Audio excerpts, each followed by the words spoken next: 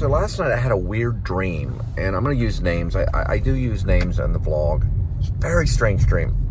So I was in a church in New York City, in Manhattan. So we were in the city. I don't know if it was like north of Houston or south of Houston or in the Village or wherever the church was. But it was like a Protestant church, you know. It wasn't like a cathedral. It wasn't like a Catholic cathedral. So it was like a Protestant church. And it was just, you know, normal kind of Baptist type people or whatever, you know, just Protestant types of, you know that smell when you go to that church. It smells like cinnamon cookies or something, you know what I mean? You know what I'm talking about if you're a Protestant. It's, you know, it has a smell of vanilla wafers. Okay. So we're in the church. That's what church always smells like to me, vanilla wafers. It just does, I don't know.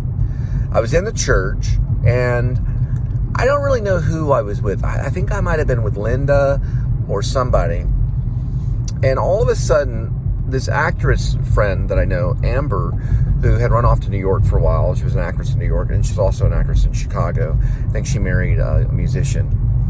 Well, regardless, she had walked up to me, and she was wearing like this, you know, church outfit. If you know Amber, she kind of used to dress kind of punkish. You know, she was kind of a punk.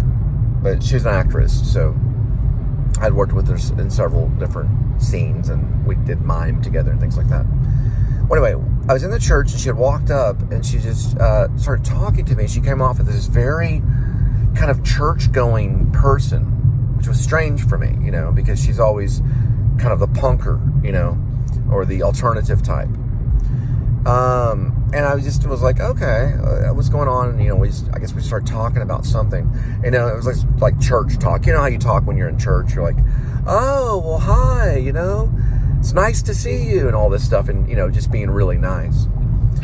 Well, I was in the city, so I had my own apartment. And so the dream just kind of, you know, like a dream can kind of cut or dissolve into like another part of the dream. And all of a sudden I'm in Richardson right now. There's an American flag and a Texas flag, but anyway. I was in my apartment in New York City. So this was a different apartment. I had lived in an apartment before, but this was a huge apartment. And the walls were not painted yet. So you could still see kind of like the brand name of whatever wood they had put up in the wall. You know, like when they put up some types of wall, the masonite sometimes, or whatever it's in the wall, will have a brand name. And I could see the brand name. So it was like they were working on the apartment. They were still, you know, putting the apartment together. And it was a huge apartment. It had a huge living room. It had a really big bedroom. And there was another bedroom. And there was like a day room that looked over the city. It looked like it was somewhere probably close to Central Park or something. It was within the city. So whatever I was doing, it was good because it was a big apartment. And it was very strange. It was very strange. So Amber Amber wasn't there. She was probably still at the church. Because in my mind, I was thinking, well, where did Amber go? And then I remembered she was probably at the church. This is a dream. This is just a dream. So I walked in this one room, and lo and behold, there was one of my first acting teachers. His name is Ken Stilson. He has a wife. And there he was in that room with his wife and sitting on some luggage. They had luggage around them, like as if they were coming through town. It's very kind of Chekhov at this point. Because I was like, wait, what in the world? So I walked in, and I realized it was him. It's like, well, you know, he said something to the state of like, we finally made it, or something like that. Like he was a guest in this huge apartment. And I'm just going, man, this is weird. Then right there in my mind, because the weirdest thing about this dream is that I could remember my thoughts in the dream. And this is like the first time I've really had this type of dream, where I could remember what I was thinking in the dream. Not what I'm thinking now, but in the dream I was having thoughts. So I went, oh yeah, I left Amber back at the church. This would be a great time, because Amber knows Ken, because, well, Ken was our trainer. Well, he was our acting coach, or acting teacher. He was a professor. We were getting a degree, or we were trying to get a degree in theater arts. I was at the time, until I transferred over to UNT and then graduated with a bachelor's, and before I went to the new school. This is like it wasn't in that time of era though. This was in the current era because Ken was older. He had gray hair. He was older and his wife was with him and he had the luggage all there. So I was thinking, this is very strange. So then in my mind, I thought, well, I got to go back to the church and give Amber my address, and then Amber could come over, and then she could meet Ken, and we could all kind of have like a reunion and talk about acting and theater. It was very strange. But he looked sad, and his wife kind of looked sad. And it was as if they were just passing through, and they had to be there, and it was just a very strange situation. Anyway, at that point, it was exciting for me because, well, the only thing okay, here's another two things I remember in the dream. My guitar was very important to me, especially when I was in New York. I don't know why. I just like playing guitar. So the first thing I looked for when I went back to the apartment was my guitar. So when I looked across the room, I could see a mattress, and there was a mattress on the floor, and then my guitar was against the wall. But it was just the case. So I looked in the guitar case and I couldn't see the guitar. So I became worried, and I looked across the room and there was my guitar, and that's when I saw Ken Stilson and his wife and the luggage and everything. It's just interesting. I think it was because when I lived in New York, when I would come back from being out on the sidewalk or walking to the studios or walking to class or walking to the new school or going to Central Park or going to the farmer's market or going to work as a waiter or shadowing a waiter. So I did a lot of waiter help kind of thing. I'd be in the restaurant just kind of helping the waiters and stuff. I did that kind of stuff, I really did. I was always training to be a waiter. I'd always come back at the end of the day, and the first thing I'd look for when I'd go in my room was to make sure my guitar was still there. So it was weird that I still could implement that in the dream. Anyway, the dream didn't really come to mount to really anything. There was no real dialogue in the dream, and nobody really talked, and I can't remember any of the conversations. But I do remember the action, and it was as if it really happened. And I don't recall many of my dreams. So I must have got some really good sleep last night. I know I accidentally kicked Kitty off the bed, though.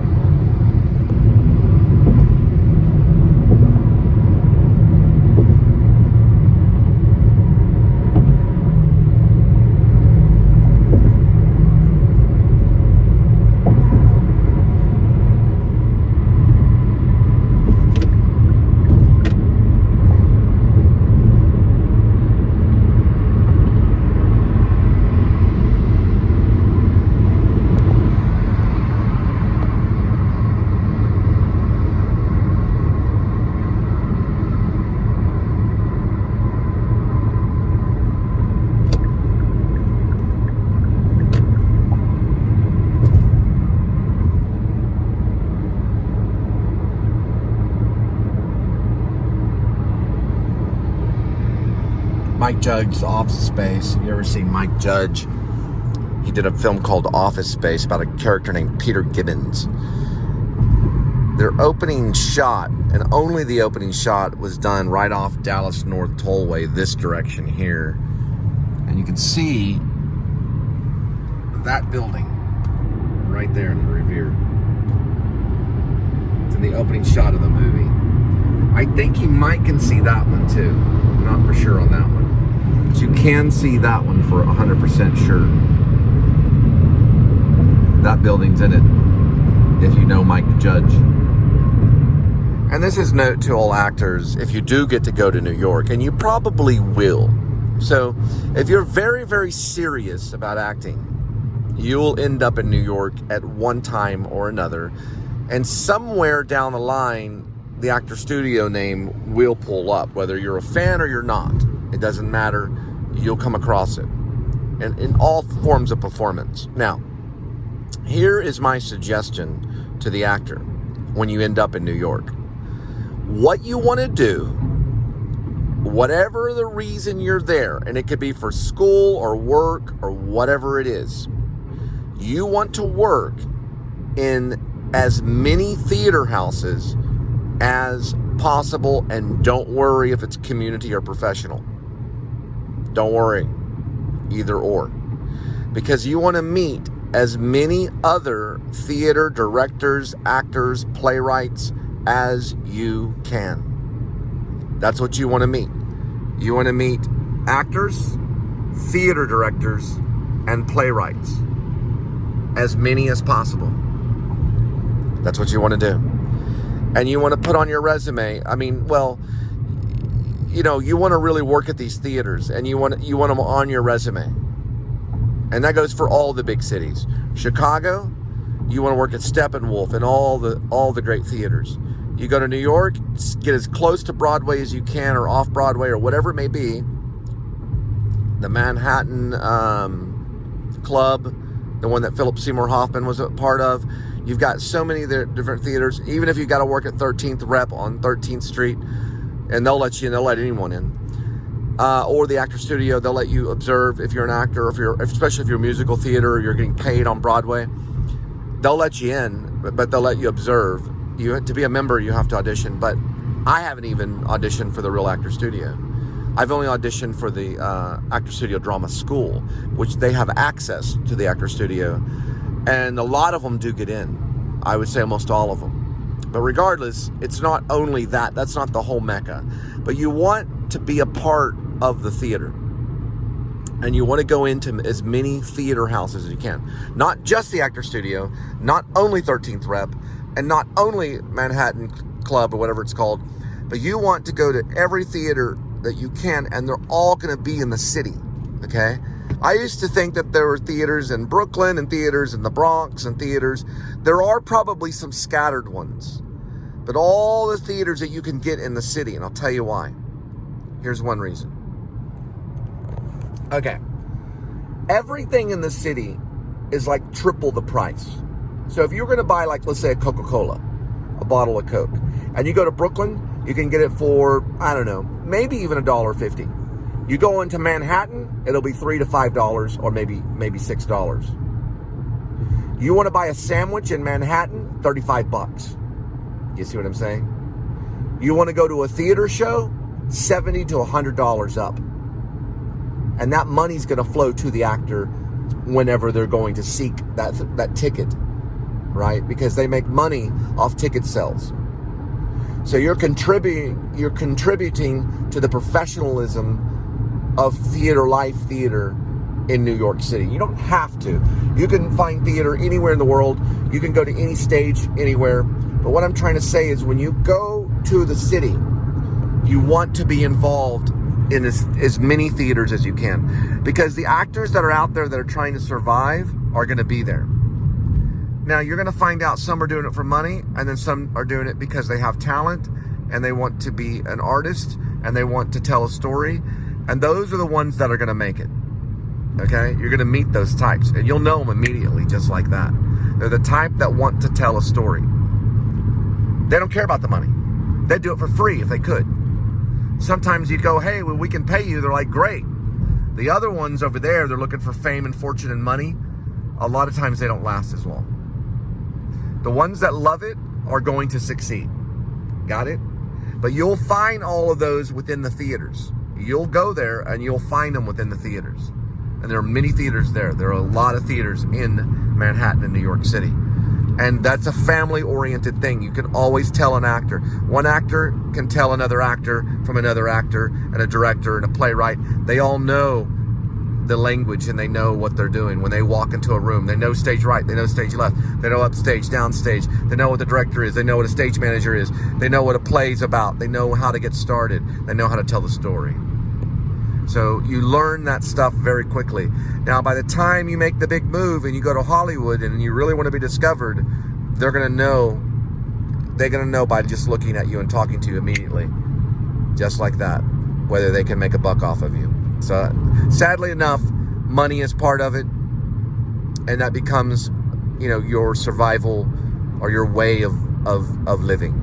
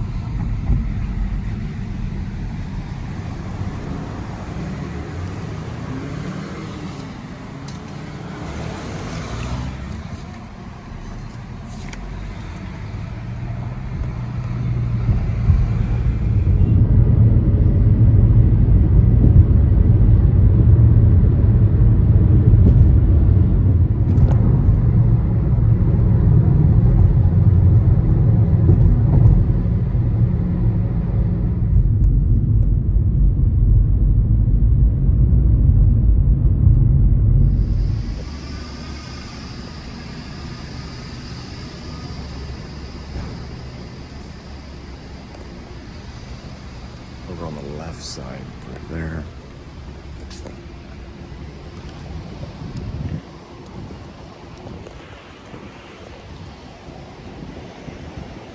right here, entry, right there.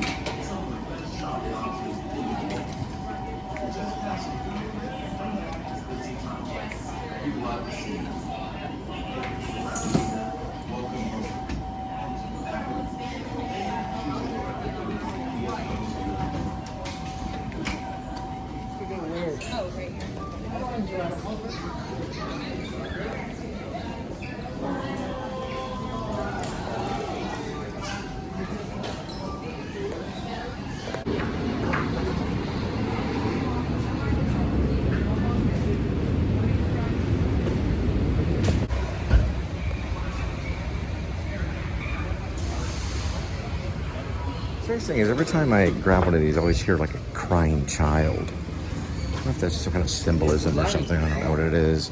I take one of these, I start rolling them, and all of a sudden I just hear a kid crying. Very strange, very odd. It's just something I've noticed while doing this.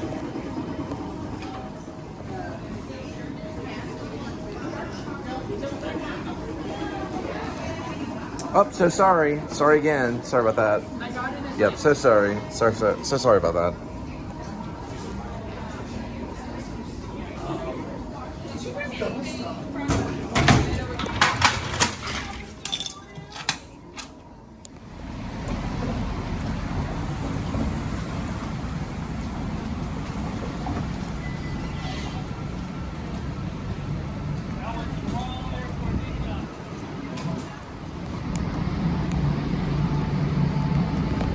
All right, so here it is. It's Clear Plus. So when you subscribe to this, when you actually do it, you can do it with a QR scanner. It will clear you on a thumbprint only. So you don't have to worry about taking your shoes off or your belt and all that kind of stuff. You just go right through it. And I think Clear is in this vicinity, and it clears you right through. Because I talked to someone about it. Oh, by the way, here's where you can put your mail right here.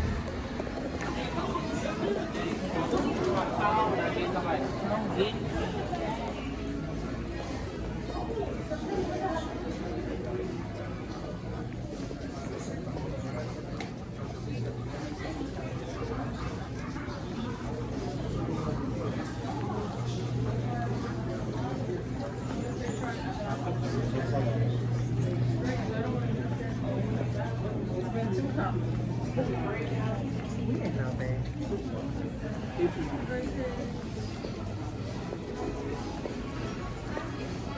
Damn, is this?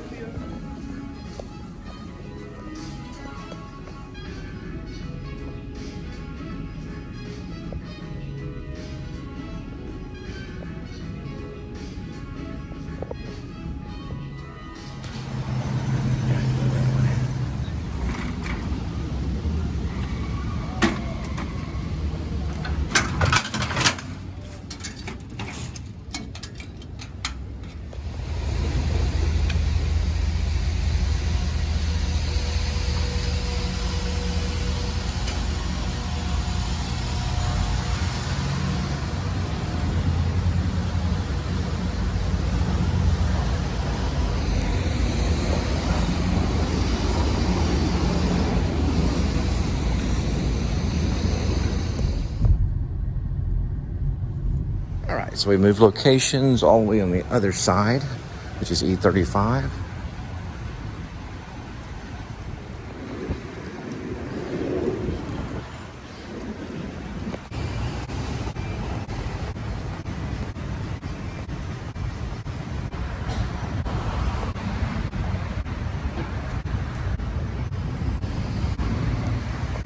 All right, through there. It looks like a flight was canceled, and they said it was because of weather. Those people are they're all stranded, but they have relatives and friends and stuff. They're gonna pick them up, but they said that it wasn't their responsibility to book them overnight because it was a weather issue. So they would just be stranded here until the flight takes off for tomorrow. And people are just kind of like, well, it's like that planes, trains, and automobiles moment where the guy's, waiting overnight at the airport. You don't want to be doing that. Okay, this one looks like a flight being booked right here, or at least they're getting on the flight. So they're waiting to depart. But the flight back there actually got canceled. So we've got like maybe, 20, 30 people stranded. But they're all waiting to get on. So it's a DFW departure.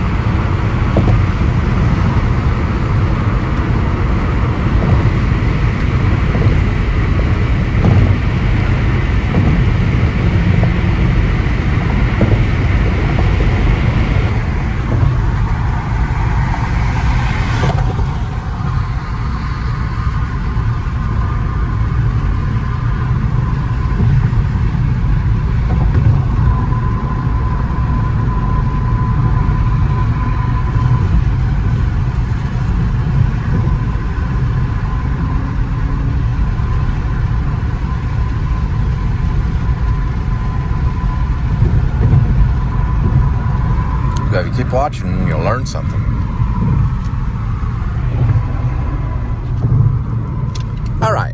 So straight ahead, we have St. Paul Lutheran Church.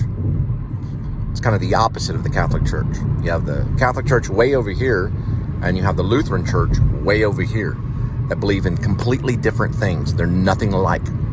This is St. Paul Lutheran Church, which is what started, one of the things that started the Protestant Revolution, which we're still in. It says, my help comes from the Lord, Psalms 121:2. So the Protestant Reformation, we are still in. It's a revolution, but we're still in the Protestant Reformation. We've been in the Protestant Reformation for a very long time, and we haven't left it. So we're still in that Reformation, even of today. So you got the Catholics and you got the Protestants. And we're in a Reformation, which is kind of the same as a revolution. But what it means is that we're revolting against their beliefs. So we say, you are not right, we are right, and we are correct. And now we protest as in Protestant.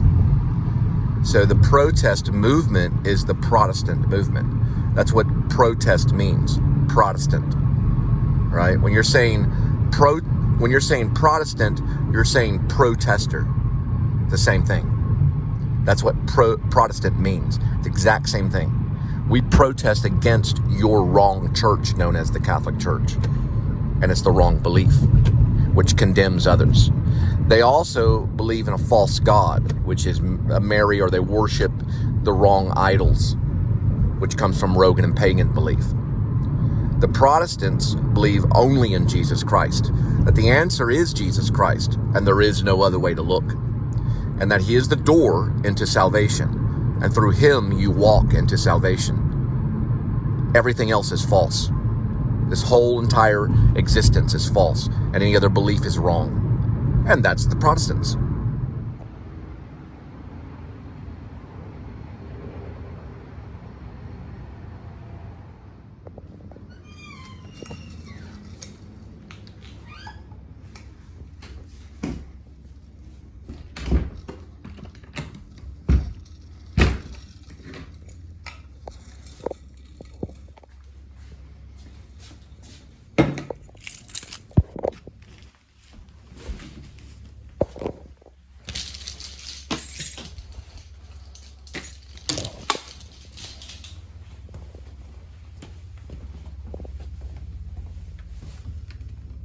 There you are, quiet as a mouse.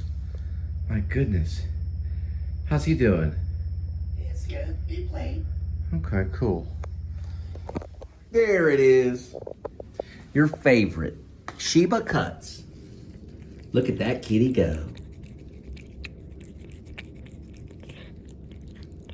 When I feed my kitty, I feed my kitty Sheba. Look at that kitty go. Sheba Cuts and gravy. Roasted chicken entree. So when Linda likes to cook, she watches television, and that's what she's doing, only it's through the phone. And I'll be watching the modern day version of Dune. So this got a lot of awards and did really well when it was released theatrically, like almost like a year or two ago. It wasn't even that long at all. And what I think is cool, oh, this thing barely going. We'll see if we can get this one going. There she goes. Now we got our light. There's the Dune. And the only one that I appreciate and like and will continue to keep is this masterpiece right here. This is the original Dune right here. So that's the good one. This is the one David Lynch did right here. You can kind of see the guy's face. See him? That's Kyle MacLachlan. It's a little dusty. And here's some scenes from it. Kyle MacLachlan. This is a masterpiece right here. Now, David Lynch got the opportunity to do Star Wars 3, which was called Return of the Jedi, also known as Revenge of the Jedi, but they established it as Return of the Jedi. He turned it down, but he did do this sci-fi. It's the only sci-fi that David Lynch ever did. You can barely see it in the light. See? That's Kyle MacLachlan right there. And this is the good Dune. This one got a lot of attention. And this is the one we're gonna watch tonight to compare the two. And that's what the new one looks like with the new guys. And they got a lot of awards. They won like 12 Academy Awards. So we're gonna look at it. Here's what it says on the front. An all-aspiring masterpiece for TV. Huh. I did not know that. Pretty interesting. Anyway, I thought it was the movie, so I don't know. It still says Dune on it. But I don't know if it's the movie one or not, because it says for TV. Oh, Fox TV. Oh, okay, it says Fox TV. Oh, never mind, Fox TV, okay. Fox TV did a review on it. So this is the movie. Okay, this is one version, and then this is the good version right here. You're all right. So, looks like Linda's getting ready with some of the pasta. And what do we have here? Oh, there's some of the pasta right there. There's Kitty. Oh, that's for Kitty. Okay. And so we're adding chicken and pasta. Sauce. That's pasta sauce. So chicken and sauce. And Plus garden veggie cool. noodles. We'll say our prayer pretty soon. All right, Kitty, here we go. You're gonna like this. It's fresh chicken. See what you think. Fresh chicken. Probably can't. Very good chicken. There you go. There you go. You like it very much. Very much. I probably should have gave him another piece. Oh well, he'll enjoy it. So I saw the opening of Dune, and I was just blown away. I mean, wow. I still like the David Lynch one better, but so far it was just completely amazing. Just absolutely amazing, but not as good as the David Lynch one. Hi, welcome back. Now it's time for us to pray over our meal. Heavenly Father, you are jealous for us. You are jealous for us, Lord. You are jealous for us and jealous for our hearts. You are so jealous of us, Lord. And you come after us and you seek us, Lord. You seek us because you love us, Lord. And we're so happy to be in your glory and so holy to be in your name. And Linda, would you like to pray for anything? For safety and protection. Yes, Lord. Safety and protection. 118 Romans. I Yes. was watching the church from Florida. Amen. 118 Romans. And remember in Psalms, you say, Lord, or we say, Lord, I shall not want. I shall not want, Lord, because you are our existence, Lord. You are every breath that we take. Anything else you'd like to say? No, I'm good. Thank you. All right. So we're going to have our meal. And thank you so much, Lord, for everything. And also, Lord, protect us, guide us, and keep us together. And in Jesus' name I pray. Amen. And would you like to say anything else or anything?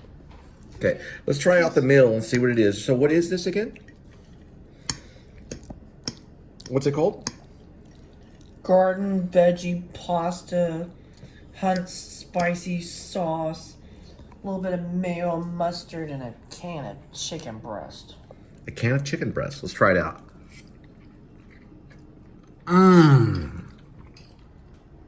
That is the best I've ever had. That is very good. When it comes to this type of noodles, she nails it every time. And then I'll watch Dune, and I'll do a report for tonight, on Dune. And y'all have a good night. Remember, if you have to, watch your movie on the phone. But if not, and you got yourself a 100-inch television, that's even better. One thing I noticed that's real important at the dinner table is manners. Now I was trying to explain to Linda that what's really cool is when you're eating, you don't scrape the fork with your teeth. I'll show you. See? It's better for your teeth and better for the person that you're eating with because they can listen to that sound. We'll try it one more time. Oh, I stabbed it. You're right. Yeah. She said I stabbed the pasta. Okay, let me try it again. Go, and I picked it up silently. The art of silence. Here we go. No stabbing. Not stabbed it. There we go. Pick it up easy. No, you stop. Right. Try not to stab. Try not to stab the plate is what she's saying.